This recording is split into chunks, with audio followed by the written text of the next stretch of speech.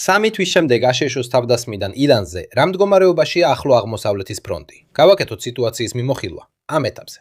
ოფიციალურ დონეზე 8 აპრილიდან ცეცხლის შეწყვეტა ძალაშია, მაგრამ ეს არ ნიშნავს, რომ სამხედრო მოქმედებები დასრულებულია. მაისის დასაწყისში რამდენიმე დაბომბვა და ცეცხლის გაცვლა მოხდა.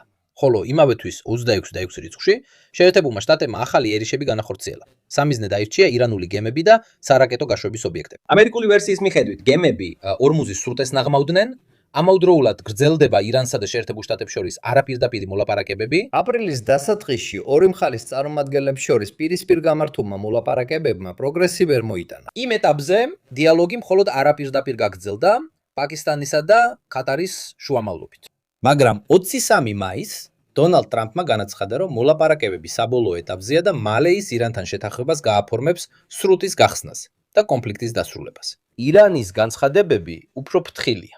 ისლამური რესპუბლიკის წარმომადგენელმა უარყო, რომ შეთანხმება მალე იქნება მიღწეული და ჩვენც საკმაოდ სკეპტიკულად უყურებთ ამ საკითხს. ურთიერთდასხმების გარდა მოლაპარაკებების მაგიდამ მრავალგიდაზე მრავალი პრობლემა დევს მხარეებს შორის. შეერთებული შტატები ცდილობს ირანის ბირთვული პროგრამის შეჩელებას. მაშინ როცა ისლამური რესპუბლიკა ცდილობს სანქციებისა და საზღვაო ბლოკადისგან გათავისუფლებას. გარდა ამისა, ღია რჩება ისრაელის თავდასხმების საკითხი ლიბანსა და ღაზაში. სადაც ირანის მრანის მოკავშირეები კვლავაც ებრაული სახელმწიფოს ზეწოლის ქვეშ არიან. ძევლად რჩება ჰორმუზის სრუტე. კონფლიქტის დაწყებიდან მხოლოდ 19 ხომალდის შესახებ ვიცით, რომლებმაც ეს ზღვის მონაკვეთი გადაკვეთეს. მართლაც მივახცევთ შეთანხმებას ასეთ პირობებში. თქვენ რას ფიქრობთ? როგორც ყოველთვის, დამატებით ინფორმაციას კომენტარებში ან აღწერაში ნახავთ.